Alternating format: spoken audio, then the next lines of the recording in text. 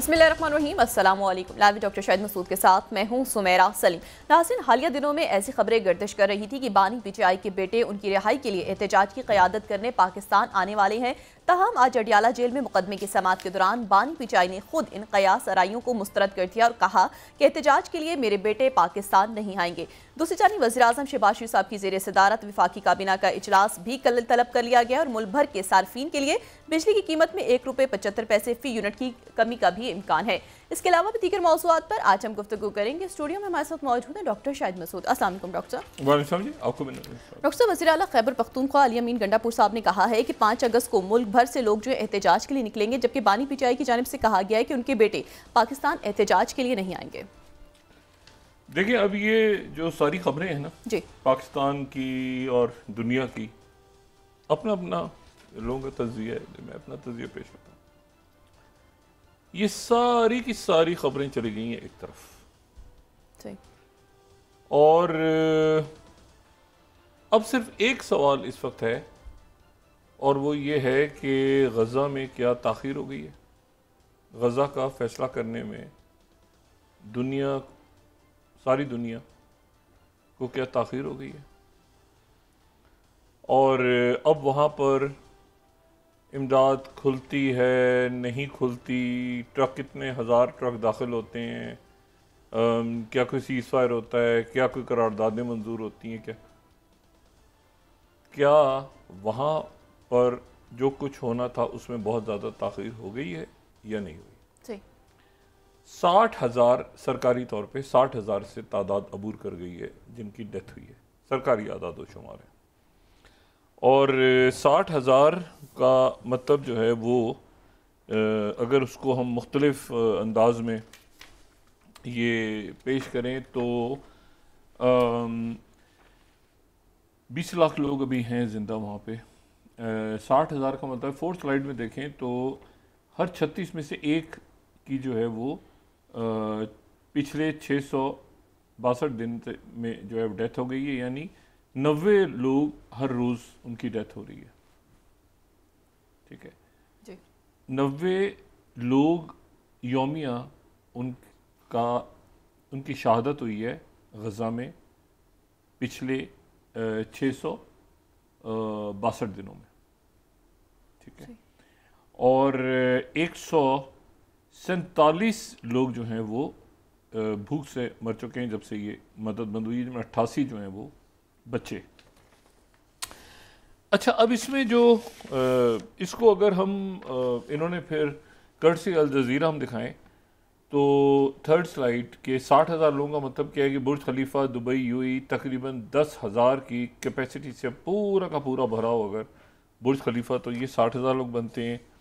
या ये है कि इसमें फिर उन्होंने एक दो और मिसालें भी दी हैं कि अगर मेडिसन स्क्वायर गार्डन जो है वो 3 दफ़ा मुकम्मल तौर पे भरा हो, सेकंड स्लाइड, तो इसका मतलब है 60,000 लोग, यानी कैपेसिटी कितने लोग होते हैं ये उन्होंने बताया हुआ है। और फिर 71 जहाज़ एयरबस, ये फर्स्ट स्लाइड, 71 जहाज़ जो हैं वो एयरबस जिसमें 380 मुकम्मल भरे हों, जिनमें 853 अफराद बैठे हों। 71 जहाज़ अगर क्रैश हो जाएं, तबाह हो जाएं एयरबस के 71 प्लेन्स, तो उसका मतलब होता है 60,000 लोग। तो ये उन्होंने अगर हम इसको देखें तो ये दैट्स नियरली 71 फुल एरोप्लेन्स। अच्छा, अब यहाँ पर सवाल ये है कि ये 71 जहाज़ भरे हुए मुकम्मल मुसाफिरों से उनका टकराव हो जाए। अच्छा, अब सवाल ये है कि गज़ा में, मैंने आपसे कहा ना कि सारी खबरें एक तरफ, गज़ा से अगली, मैं बहुत मेरे ख्याल से महीनों से ही, और कोई नशीस ऐसी नहीं जिसमें गज़ा की बर्बाद ना हुई हो। गज़ा में जो है वो क्या ताख़ीर हो गई है, अब ये सवाल है, क्योंकि वहाँ पर जो वहाँ से इतलात आ रही हैं इस वक्त वो ये हैं कि जो यानी अचानक ज़रा लोग थोड़ा सा, जिसको कहते हैं ना कि उठ गए हैं, जाग गए हैं नींद से, मतलब सोते सोते अचानक क्या हुआ है। तो वो वहाँ से ये खबर आ रही है कि जी ये तो जो वर्स्ट वर्स्ट केस जो हो सकता है कहत का, वो वहाँ पे आ चुका है। सही। अच्छा, अब ये जो यानी बदतरीन कहत, ये बदतरीन कहत जो है, ये जैसे एक दफ़ा बंगाल में आया था, एक दफ़ा आयरलैंड में आ चुका है। ये तारीख के वाक़यात होते हैं। और आयरलैंड में भी बदतरीन कहत, यानी बदतरीन कहत में ये होता है कि मतलब बच्चे हैं, जैसे मिसाल के तौर पे बच्चे, तो उसमें ये होता है कि 24 घंटे 48 घंटों तक उनको इन्फेंट फार्मूला ना मिले, तो वो जो बच्चे हैं वो फिर ग्लूकोज ग्लाइकोजन इधर उधर से वो ज़रूरत पूरी होती है। उसके बाद ये होता है कि वो फैट की बर्निंग शुरू हो जाती है, चिड़चिड़े बच्चे, और वो खाना नहीं खा, फिर उनको खाना आप फीड नहीं करा सकते। और अब जो वहाँ पर सूरत हाल बनी है उसमें यह है कि उनका टोटल जो जिसको कहें कि यानी मुकम्मल मसल लॉस हो चुका है बच्चों का। यानी स्किन है और स्किन के बाद बोन है। वो जो मसल्स हैं बच्चों के, वो बॉडी कंज्यूम कर गई है, क्योंकि उनको बच्चों को खाना पीना नहीं मिला, तो मसल्स बच्चों के, और मसल्स कंज्यूम हो गए हैं, तो साथ ही उनमें फिर नर्व्स हैं, फिर वो ब्लड, तो मसल्स कंज्यूम होके तो अब बोन है, और बोन के ऊपर हड्डी, और हड्डी के ऊपर खाल है। अच्छा, अब यहाँ पर ये है 2025 का जुलाई, बयानात, करारदादें, इजलास, ये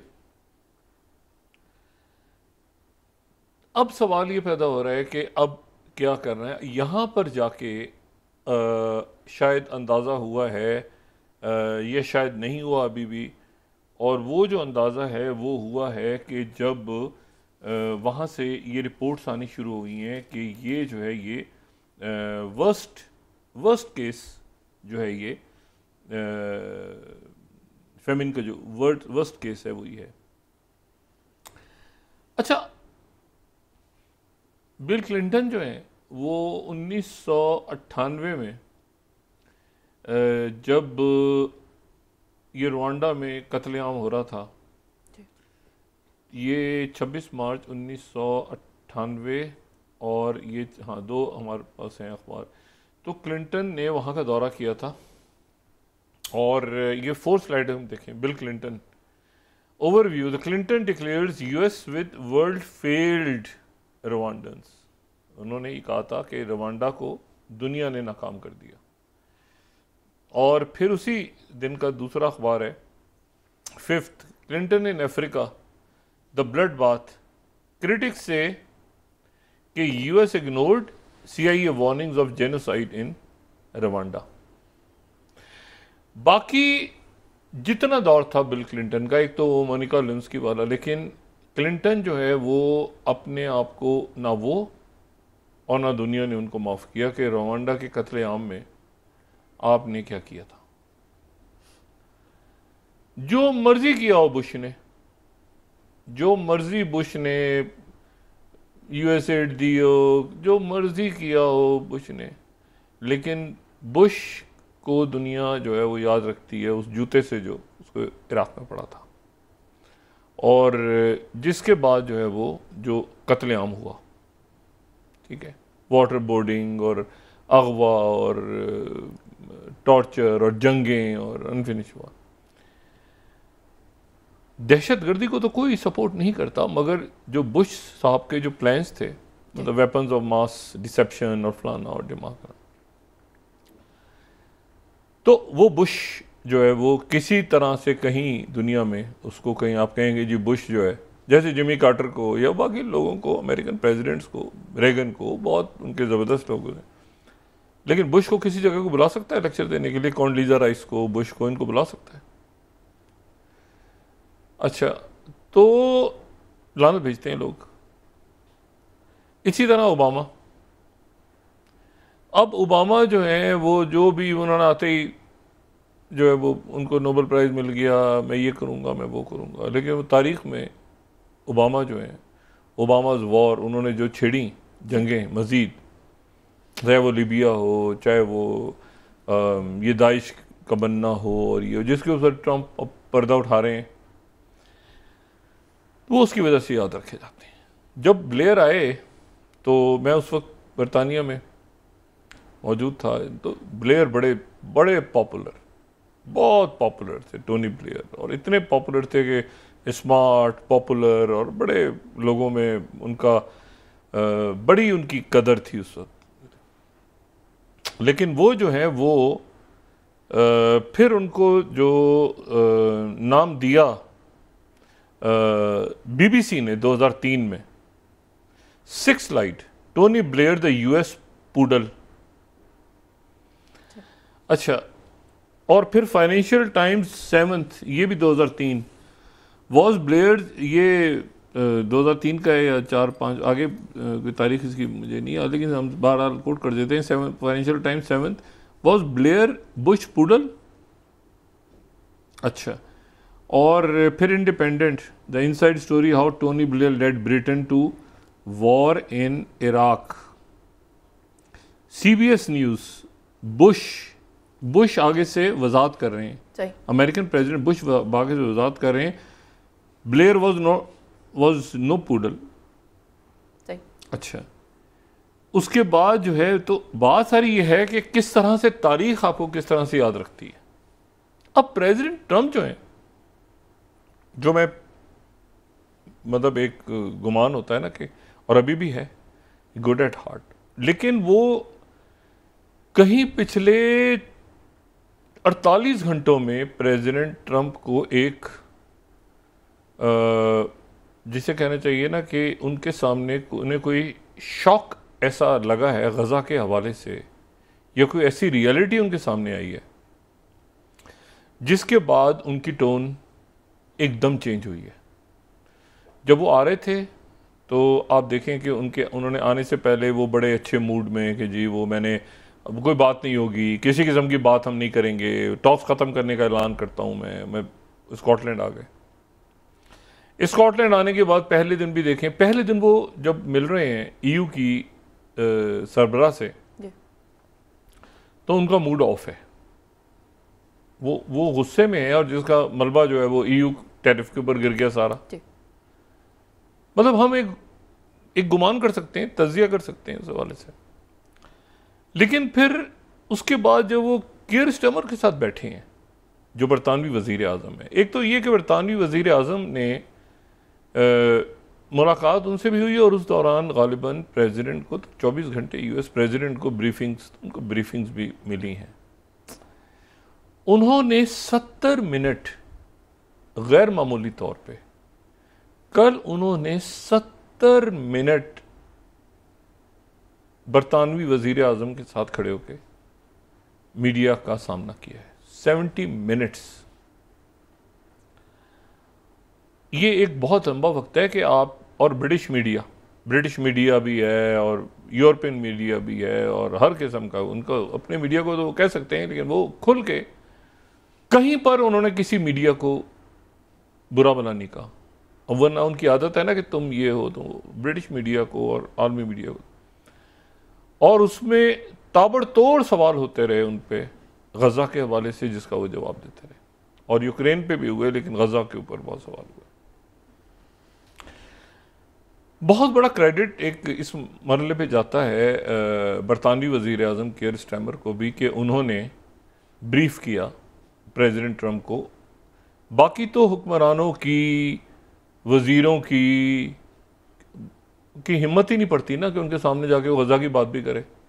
वो अक़वाम मुत्तहिदा में जाते हैं, गज़ा पे तकरीर ठोंक के आ जाते हैं, और जब मिलते हैं उधर वाइट हाउस या उधर जाते हैं स्टेट डिपार्टमेंट, तो सलाम दुआ। लेकिन आप ये देखें कि सऊदी अरेबिया के वज़ीर, ये सऊदी अरेबिया की क़यादत, मुल्कों की क़यादत जो है वो फिर बड़े मतलब सर उठा के वो बात करते हैं। जो मुल्क होते हैं वो अपनी गैरत पे, अपनी हमीयत पे वो समझौते नहीं करते। वो ठीक है, वो उसमें जियो पॉलिटिक्स को और जियो स्ट्रेटजी को और सारी चीज़ों को सामने रखते हैं, लेकिन फिर उनके रहनुमा खुल के बात करते हैं, बयानात नहीं देते। जिनसे बात करनी होती है उनसे बात करते हैं। अच्छा, अब ये है कि ये नहीं कि न्यूयॉर्क में कुछ और बात हो रही है तो वाशिंगटन में कुछ और हो रही है, नहीं, वो बात करते हैं तो फिर खुल के बात करते हैं। तो कीयर स्टार्मर ने बड़ी लंबी ब्रीफिंग दी प्रेसिडेंट ट्रंप को। इस मरहले पे उनसे ये पूरी बात करना और उनको बताना कि क्या सूरत हाल है, और प्रेसिडेंट ट्रंप को यकीनन पहले से भी इल्म था। तो प्रेसिडेंट ट्रंप को इस बात का शिद्दत से एहसास हुआ है कि कोई बहुत बड़ा तारीखी अलमिया जन्म ले चुका है।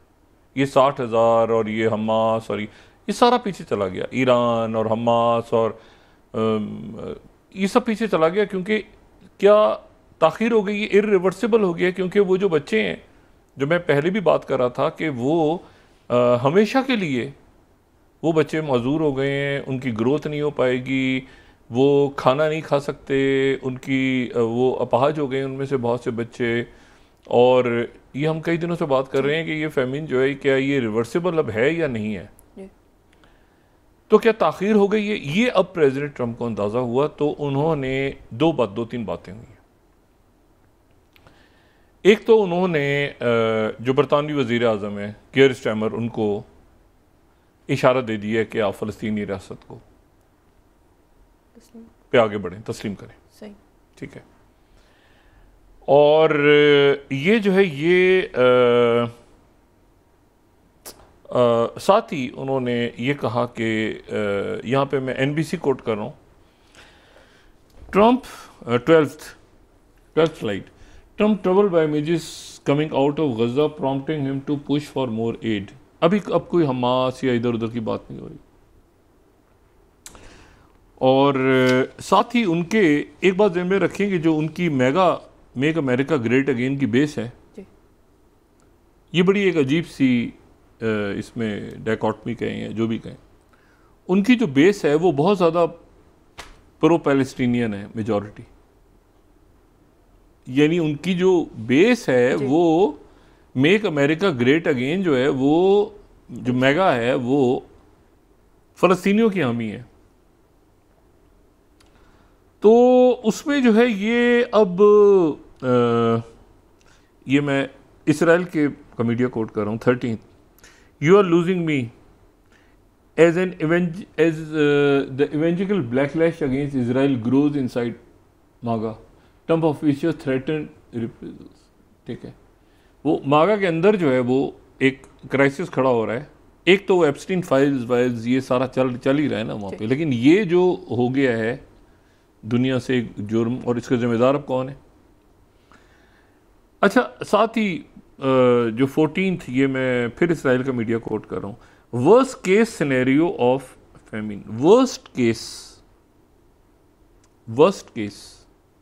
कहत, एक तो हंगर है ना, भूख है किसी जगह पे, अफलास भूख हो गई किसी जगह पे, जो है वो खाने में कमी है। अच्छा जी, यहाँ पे पानी नहीं पहुँच रहा, लोग मतलब बच्चे एनीमिक हो गए, बच्चों में जैसे होता है। एक होता है वर्स्ट केस फेमिन, ठीक है, जो 14th स्लाइड, अब Israeli media, worst case scenario famine, worst यानी उसकी अगर आप उसमें आप ये देखें ना, ये अगर हम देखें कि 5th, तो वर्स्ट केस में फिर क्या होगा। वर्स्ट केस में तो ऐसे होगा ना कि स्टार्वेशन होगी और फेटल स्टेजेस की तरफ जाएगा ना ये, ठीक है ना, सारे फैट्स खत्म हो गए, बॉडी के डिप्लीट हो गए, और द बॉडी टर्न्स टू ये फेटल, ये थर्ड, ये जो इसकी जो रेड है ना, ये है worst case scenario. When the stored fats have been depleted, ठीक है, the body turns to bone and muscle for energy, यानी वो बोन्स को भी बॉडी खाना शुरू कर देती है और मसल्स को भी, क्योंकि फैट्स ही नहीं है। और जो बच्चों में स्टार्वेशन है वो लाइफ लॉन्ग इफेक्ट, उनकी वेस्टिंग, उनकी यानी बच्चे जो हैं वो प्रोटीन डेफिशिएंसी, और ये आपने देखा अक्सर बच्चों के जो पेट फूले हुए हैं, आपने देखा सोलन पानी, क्योंकि पानी भरा हुआ है, वो पानी अंदर जो है बॉडी के अंदर जो है पानी वाटर रिटेंशन हो रही है, जिसके नतीजे में मल्टीपल ऑर्गन फेलियर की तरफ बच्चे जा रहे हैं, और साथ ही बीमारियां भी फैल रही हैं, और साथ ही जो है वो अगर आप इन बच्चों को देखें तो ये बहुत ज़्यादा, और लेकिन इनके पेट आपको एक ऐसे लगेगा कि वाटर रिटेंशन की वजह से जो है वो ये टिपिकल जो आप समझें कि वर्स्ट केस सिनेरियो की जो कि फेमिना। अच्छा, अब उसमें सवाल ये है कि अब क्या करना है। तो एक तो ये है कि प्रेसिडेंट ट्रंप ने गालिबन ये इशारा कर दिया है बरतानवी वज़ीर आज़म को, और बरतानवी वज़ीर आज़म ने हंगामी तौर पे आज काबीना का इजलास तलब कर लिया है, और हालांकि वहाँ पे अच्छा वो 220 से 250 अरकान पार्लियामेंट हो गए हैं, अब जिनका ख़त पहुँचा है वो 250 अरकान पार्लियामेंट। आज हंगामी इजलास हो रहा है बरतानवी पार्लियामेंट का, और उसमें जो है वो यहाँ पे कि इशारा कर दिया है। अब ये इसका भी कोई रेफरेंस तो होना चाहिए ना कि ट्रंप ने इशारा कर दिया है केयर स्टेमर को। भाई केयर अभी चंद रोज़ पहले तक तो प्रेसिडेंट ट्रंप ये कह रहे थे ना कि ये एक पब्लिसिटी स्टंट है, उनका ये था कि पब्लिसिटी स्टंट है ये जो दो रियासती मामले के ऊपर जो सऊदी अरब और सऊदी अरेबिया की आप वो देखें इस वक्त, यानी अगर आप उनके अब बॉडी लैंग्वेज देखें ना, कतर, सऊदी अरेबिया, इजिप्ट, बाकी ममालिक के लोगों की, तो वो इस वक्त बहुत आपको यानी संजीदा कहा जाए या गुस्से में कहा, जो भी लफ्ज़ हो, लेकिन वो इस वक्त जो है वो अमेरिका और इसराइल उस पर नहीं पहुंचा। अभी भी वक्त है, शायद अमेरिका पहुंच जाए। प्रेसिडेंट ट्रंप ने जाने से पहले कहा कि मैं वापस जा रहा हूं, और वापस जाने के बाद मैं मतलब यहाँ पर वो चले गए, वापस वाशिंगटन की रवानगी हो गई। वहाँ मुजाहरे काफ़ी हो रहे थे, और तो उन्होंने वो चले गए। उन्होंने कहा कि मैं अब इसको जाके, और मैंने बहुत सारे मसाइल देखने, जंगें ख़त्म करवानी है और तनाज़ात ख़त्म करवाने हैं। लेकिन ये जो मैं बात आपसे कह रहा हूँ कि उन्होंने बरतानिया को कह दिया कि तस्लीम कर लो फ़लस्तीनी रियासत को।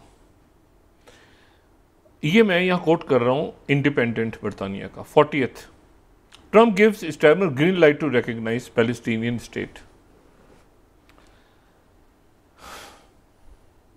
ठीक है, और बरतानिया इसमें जो है वो बरतानिया ने आज हंगामी इजलास तलब कर लिया है। चैथम हाउस की आज जो है वो एक रिपोर्ट सामने आई है 41st। The UK should recognise a Palestinian state now.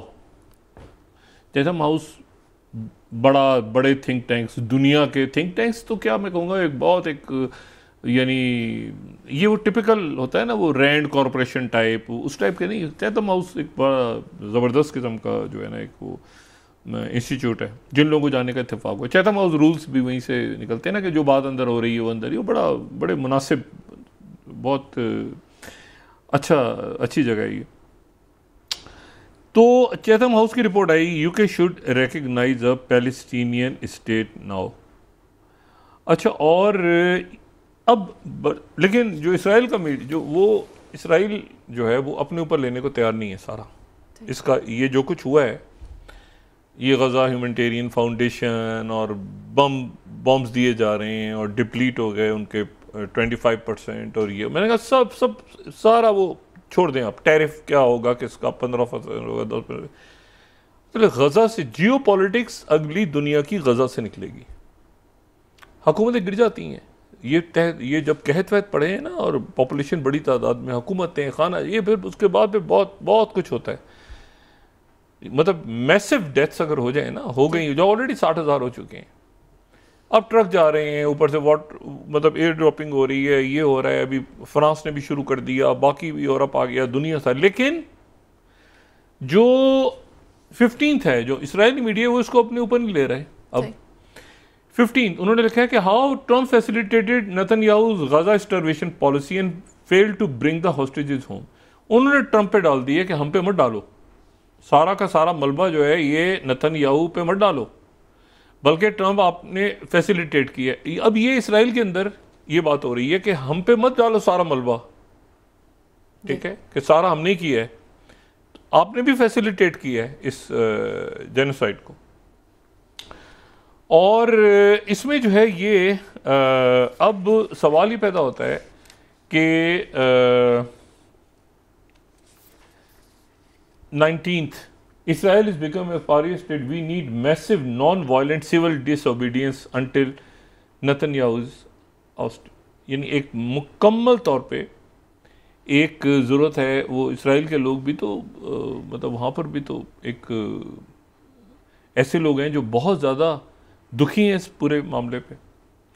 वो कह रहे हैं कि डिसओबीडियंस की तरफ चले जाएं और ये जो है, अच्छा पहली दफ़ा, अब ये बात इंपॉर्टेंट है, पहली दफ़ा ना हिलाल अमर, ना रेड क्रॉस, ना यूनिसेफ, ना यूनाइटेड नेशंस, ना इसमें कोई WHO, पहली दफ़ा इसराइल की दो सबसे बड़ी जो तंजीमें हैं उनकी ह्यूमन राइट्स की, उनकी एक तो जो उनकी तरफ से जो एलामिया जारी हुआ, 20th स्लाइड अगर मैं दिखा सकूं, बेती सैलम और physicians for human rights Israel, उनकी तरफ से प्रेस कॉन्फ्रेंस एक हुई है, उनके रहनुमाओं ने की है। और उसके बाद जो उनका एलामिया जारी हुआ है वो ये हुआ है कि अब ये जहन में रखें, इजरायली ह्यूमन राइट्स ऑर्गेनाइजेशंस हैं, ये जहन में रखें, ठीक है, ये बाहर की नहीं है, इसराइल की हैं।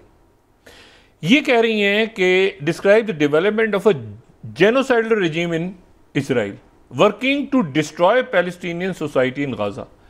एक तो ये हो गई, ये जो बेथलेहम है, और दूसरी जो हो गई ये हो गई physicians for human rights Israel की। ये दो इसराइल की हैं, ये जहन में रखें। सही। इन्होंने कह दिया है कि इसराइल जेनोसाइड में, तो ये बतौर गवाह दोनों सबसे बड़ी तंजीमें हैं। CNN इसको इस तरह ब्रेक कर रहा है। 21st, for the first time 2 leading Israeli human rights groups accuse Israel of genocide in Gaza. ये इसराइल की हैं। अब ये दोनों जो हैं ये पहुंच रही हैं वहां पर जहां पर नेतन्याहू और उसकी टीम के ऊपर बैनुल अक़वामी अदालत इंसाफ में कत्ल-ए-आम के मुकदमे के लिए ब्राज़ील, पहले साउथ अफ्रीका और ब्राज़ील।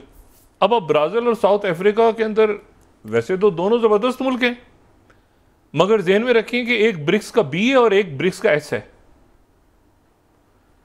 एक ब्रिक्स का बी है ब्राज़ील और एक है ब्रिक्स का एस। तो ब्रिक्स का बी और ब्रिक्स का एस दोनों बैनुल अक़वामी अदालत इंसाफ में हैं कि ये जेनोसाइड और नेतन्याहू के और इसकी पूरी टीम के ख़िलाफ़, कि इनके साथ वही किया जाए जो कि नाजी जो जेनोसाइड हुआ था, उनके जो का जो ट्रायल हुआ था उसके उनको जिस तरह से सज़ाएं सुनाई गई थी अब पब्लिक के सामने, और फिर उसके बाद वो कैपिटल पनिशमेंट या जो भी, तो वो किया जाए। और आज जो है, मैं वक्फे में जाने से पहले सिर्फ ये आपको बताऊं कि नीदरलैंड्स ने दो इनके जो सबसे बड़े इनके शैतान हैं, बेन गवीर और स्मोत्रिश, ठीक है, उनके दाखिले पे पाबंदी लगा दी है। यहाँ मैं कोट कर रहा हूँ 16 Jerusalem Post, Netherlands bans entry for right. Europe तो मैं आपको बताऊँ, जो यूरोप के इस्लामी दुनिया ने तो जो किया है सो किया है, वो तो भी अच्छा बहुत किया है, मगर जो यूरोप और जो नॉन मुस्लिम्स ने रोल प्ले किया है ना इस वक्त पूरी दुनिया में, वो नीदरलैंड ने पाबंदी लगा दी है जनाब इन पे कि ये जनाब ये दोनों दाखिल नहीं हो सकते। ब्रेक के बाद डिस्कस कर लेते हैं जी। नाज़रीन वापस आते हैं एक छोटे से ब्रेक के बाद।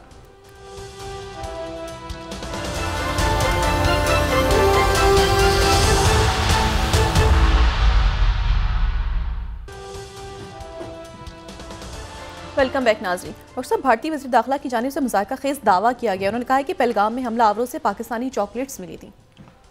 देखिए, आज तो मेरा कोई इंतहाई गैर संजीदा बयानात के ऊपर कोई तबसरा करने का दिल नहीं है। मैंने सुनी उनकी बात, और मैं ये जो उनके वज़ीर आज़म हैं मोदी जी, मैं उनका बयान देख रहा था इंडिया टुडे में, बस करो बहुत मारा है 43rd ये उनकी आज उन्होंने बात जो की है, बस करो बहुत मारा है, PM से Pakistan pleaded for ceasefire after operation Sindoor, तो उन्होंने रोक दिया। मतलब ये अब इस पर क्या तबसरा किया जाए।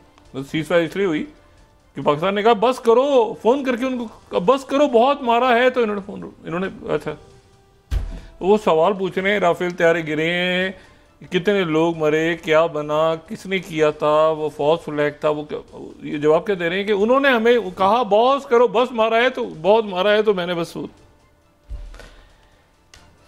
मैंने कहा ना गैर संजीदा बयानात पे क्या तबसरा किया जाए, लेकिन जो चॉकलेट वाली बात नहीं की इन्होंने, वो तो सियासी बयान दिया है ना।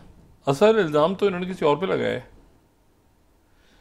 और वो इल्ज़ाम जो है वो ये है कि 44th इंडियन फोर्स से एलिमिनेट, वो जो कल इन्होंने ऐसी, अच्छा कल वो इजलास शुरू होना था, जिस दिन इजलास होना था उसी दिन वो लोग भी पकड़े गए, उनको मार भी दिया 2-3 घंटों में। वो ऑपरेशन क्या ना, महादेव, ऑपरेशन महादेव, और उनके पास से पाकिस्तानी चॉकलेटें तो निकली, मगर उन्होंने यूएस मेड, ये 44 US made M4 carbene recover, ये चॉकलेटों से हट के असला तो अमरीकी इस्तेमाल, इल्ज़ाम तो क्यों लगाया इन्होंने, ठीक है। चॉकलेट वैसे पाकिस्तान में कौन सी पता नहीं चॉकलेटें कोई होंगी, वो खाते जा रहे होंगे, लेकिन असला जो है वो कह रहे हैं अमेरिका का इस्तेमाल हुआ है हमारे लोग मारने के लिए। अच्छा, तो बहरहाल ये जो है ना, ये मैं इस पर क्या तबसरा करूँ, ये टैरिफ्स के ऊपर, एक तो गजा से अब क्या होता है आगे, व्हाट नेक्स्ट। बरतानवी वज़ीर आज़म को कह दिया उन्होंने कि आप 2 स्टेट सोल्यूशन को करें। बरतानवी वज़ीर आज़म आज हंगामी इजलास हो रहा है, गजा में ट्रक दाखिल हो गए हैं, वहाँ पर जो है वो रफ़ा भी तोड़ के ट्रक अंदर पहुँच गए हैं, सारा कुछ हो गया है। रात को भी इन्होंने फिर कुछ शहादतें, रात को गोलियाँ वोलियाँ चला रहे हैं, तो वहाँ पे, लेकिन ये है कि मैंने आपसे कहना कि वो गजा खुल गया, लेकिन सवाल ये है कि वो जो एक हतमी ऐलान है, हतमी ऐलान रियासत का तो अक़वाम मुत्तहिदा ही करेगी ना, और कोई वीटो नहीं करेगा, और करारदाद पास होगी तो अमेरिका वीटो करता है, तो ये, लेकिन ये है, ये मैं आपको बताऊं कि इस अलमी से ये जो कुछ हो गया है ना, इससे अभी अगर प्रेसिडेंट ट्रंप ने अपनी जान नहीं छोड़ाई तो इनका सारा टेन्योर कंज्यूम हो जाएगा इसमें, इनकी सारी बाकी ज़िंदगी गजा के कतलेआम में। अगर इन्होंने कतलेआम, मैंने आपसे कहा ना कि बुश को कैसे, ये पूडल आपको पता है, पूडल का लफ्ज़ जो ब्लेयर के लिए, पूडल क्या चीज़, मैं वो लफ्ज़ नहीं इस्तेमाल करना चाहता क्योंकि बीबीसी का लफ्ज़ है, वो पूडल छोटा सा नन्ना सा सब जो है ना, छोटा सा जानवर को पूडल कहते हैं, तो वो जो है वो ब्लेयर का नाम बीबीसी ने रख दिया था,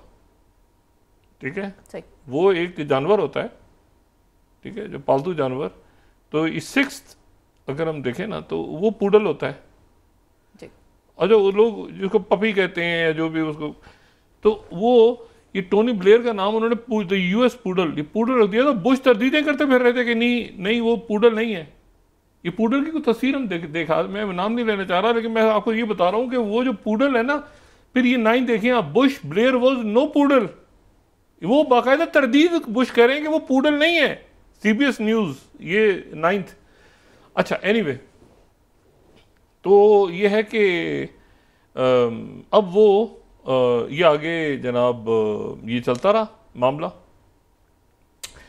अच्छा,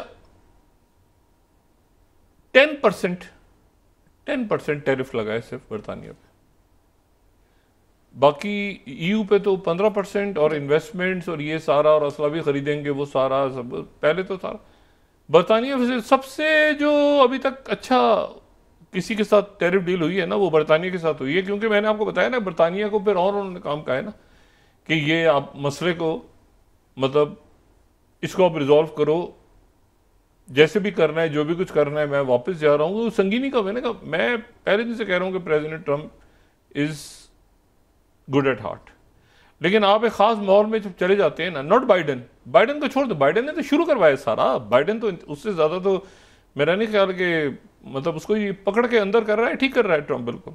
बाइडन ये कैमला हैरिस जो थी फ्रॉडी, ये ओबामा शोबामा, ये तो सारा इन्होंने, लेकिन ट्रंप ने तो आते ही अनाउंस कर दिया था कि ये फौरी तौर पे इसको स्टीव विटकॉफ को एक्टिव किया था, लेकिन वो हॉकिश वहाँ पे, और ये जो आईपैक और फलाना और डिमाकना और जायनिस्ट और ये, लेकिन अब एक आदमी ऐसा है जिससे फौरी तौर पे ये निकल गए तो निकल जाएंगे अभी भी, क्योंकि वो था ना कि तातुल आ गया बीच में, तो स्टीव विटकॉफ भी लगे हुए थे, बाकी इनके लोग भी लगे हुए थे, एडम बॉलर लगे हुए थे, बाकी बहुत सारे लोग इनके एक्टिव थे।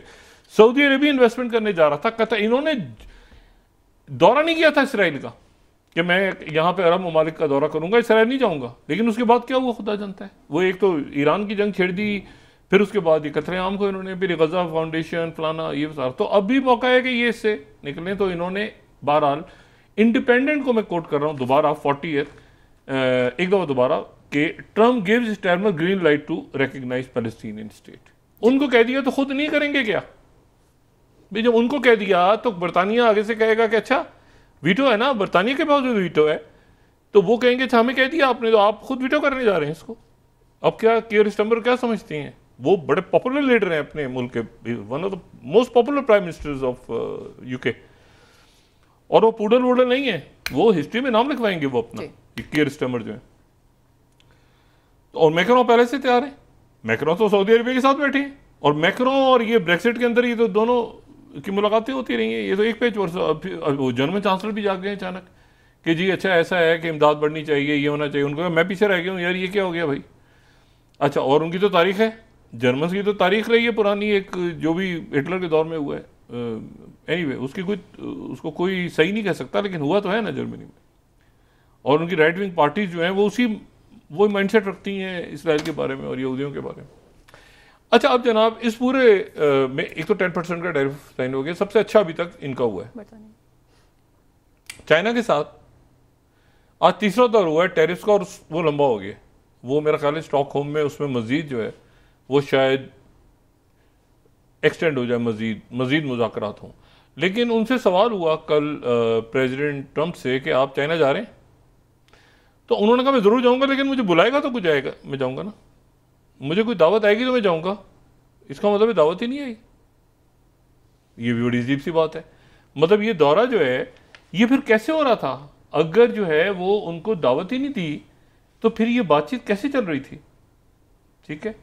अच्छा, यूनाइटेड नेशंस का 48 हम कोट कर दें ज़रूर यहाँ पे, जो मैं ये वर्स्ट केस सिनेरियो कह रहा हूँ ना, बदतरीन 48 में चाह रहा हूँ कि यूनाइटेड नेशंस को कोट कर दें हम। उनका जो प्रेस रिलीज आई, the worst case scenario of famine is not happening in Gaza. Worst case scenario, ये रिकॉर्ड में रहे कि बदतरीन कहत जहाँ पढ़े हैं दुनिया में तारीख में, तो उसमें एक गजा बदतरीन कहत अक़वाम मुत्तहिदा की तरफ से कहा गया है।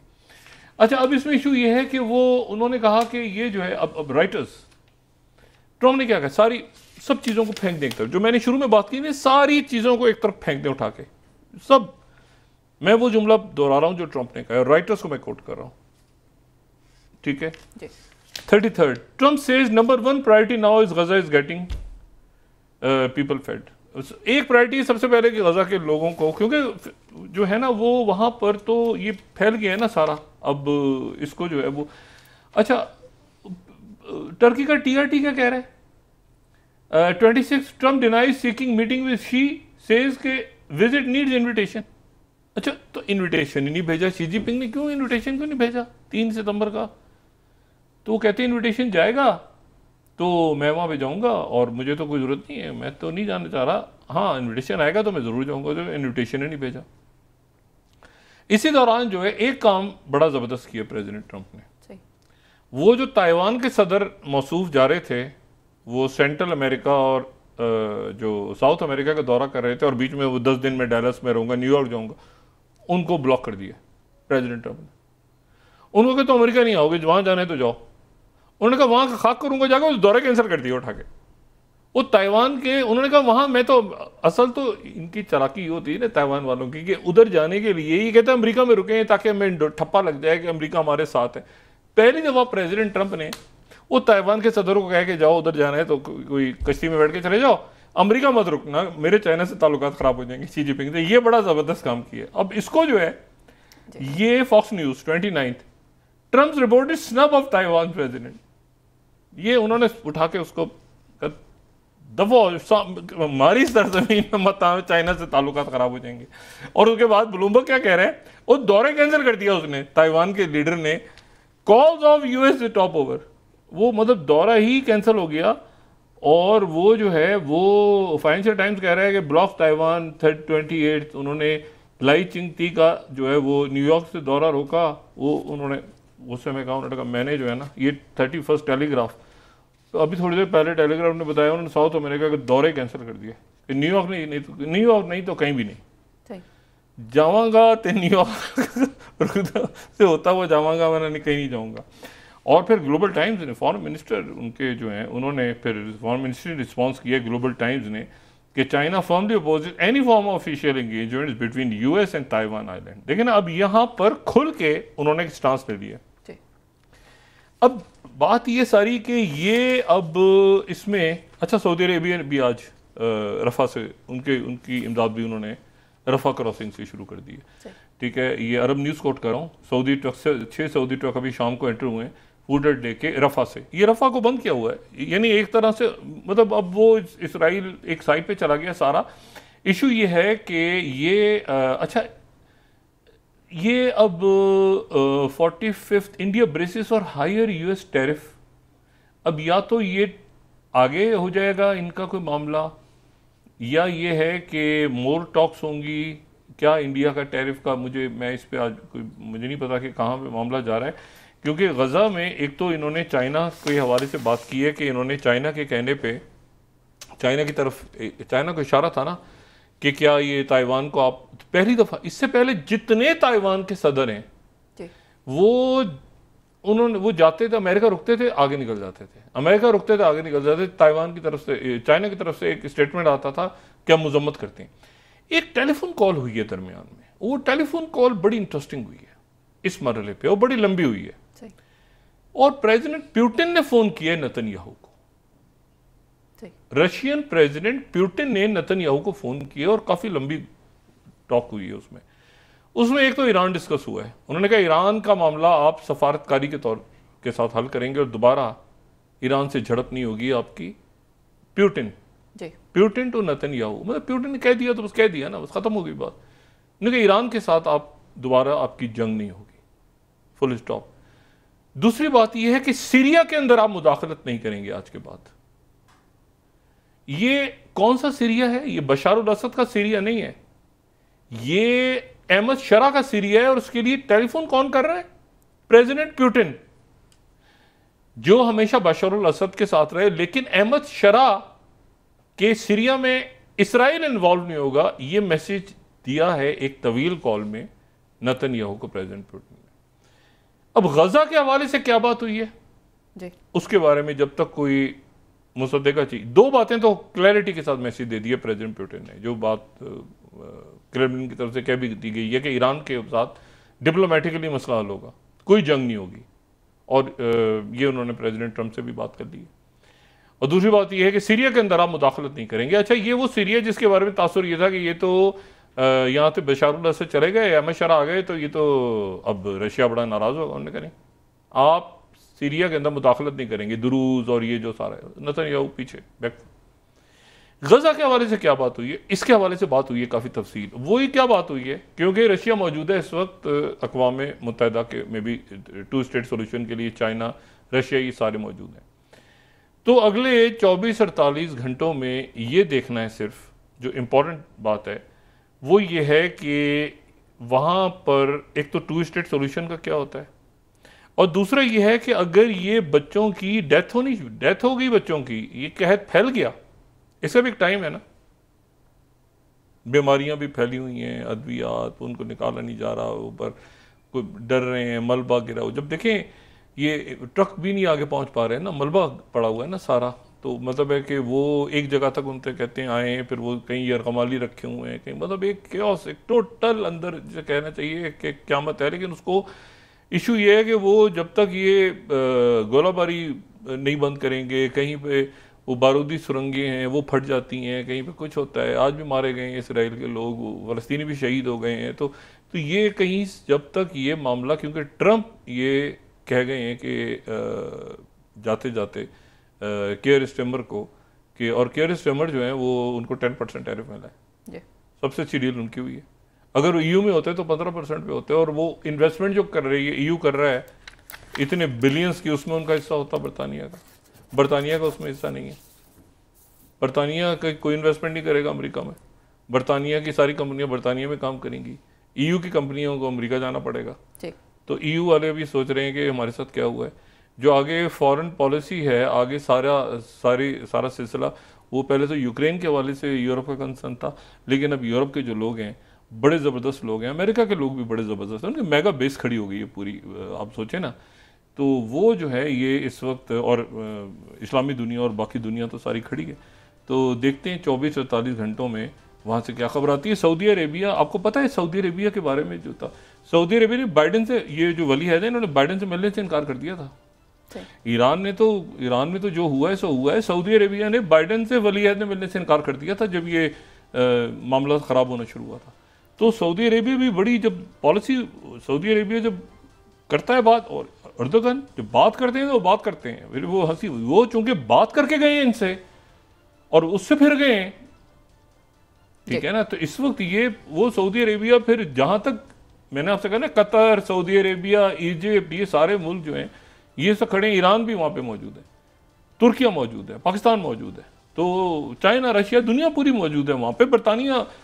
तो अब देखना सिर्फ ये है कि क्या ये इस कत्लेआम का जिम्मेदार कौन है, और ये कत्लेआम अगर जारी रहता है इस वार्निंग के बाद, जिसमें इसराइल की तरफ से उनकी ह्यूमन राइट्स के लोग कह रहे हैं कि ये जो है ये वहाँ पे बदतरीन कहत फैल गया और ये जेनोसाइड हुआ है।